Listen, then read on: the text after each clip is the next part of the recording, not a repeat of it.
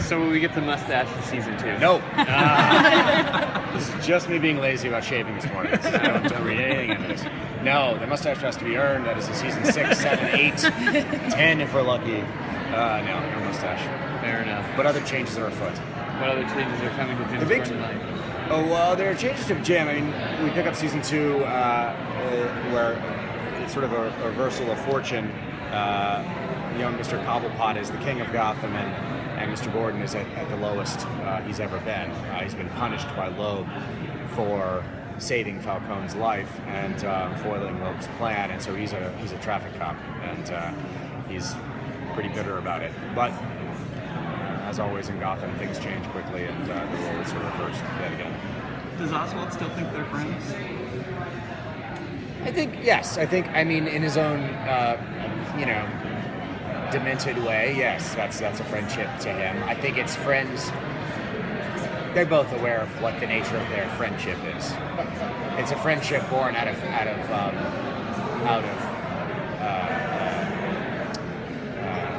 being able to do favors for each other, being able to get things done for each other. That's the way Gotham works. So they're friends, and just make sure when you're giving your friend a hug, there is a knife in your back. Can you talk? Oh no, go ahead. Will he find that more people come to help him fight against the corruption in season 2? Yes. In some senses, I mean, I think Bruno's been through here already, but if season 1 was the origins of Gotham, the city, as a city that was ruled by crime families. Now that we've sort of destroyed that at the end of season 1 with Verona being dispatched, Falcone effectively retiring, ceding the throne to Cobblepot. Season 2 starts to explore the rise of the villains, and these villains are much more sort of pernicious than the crime families, who were actually, the crime families actually want order. Law and order is actually how you get money out of this situation. But when the wheels fall off and the true villains arise, it's anarchy. And to combat that, there has to be sort of basically an arms race, and the good guys have to arm up.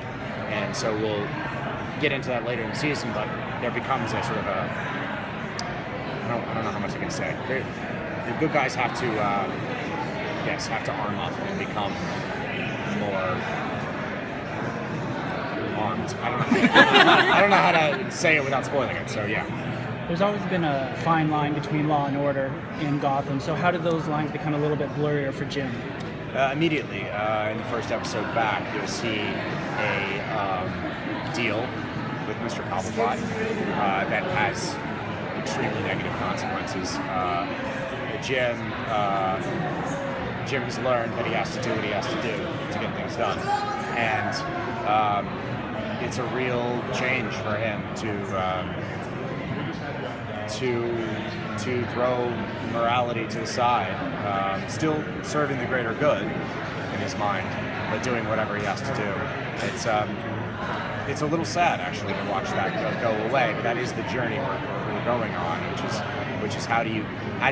what he's learning is how do you get power in Gotham, and how do you hold on to that power, and how do you dispense that power, and you only do that by playing pretty rough. Does he start to feel that Harvey maybe has some valid points? Yeah, he does. Harvey starts to question. Harvey starts to go, whoa, I didn't mean it that much. I didn't mean it, it wasn't. Come back. Yeah. How is that what you would say thematically is kind of his journey this season, or as far as the producers have told you, is that he has to figure out what his own balance is? Yeah, and thematically in terms of the show overall, but particularly Gordon, power.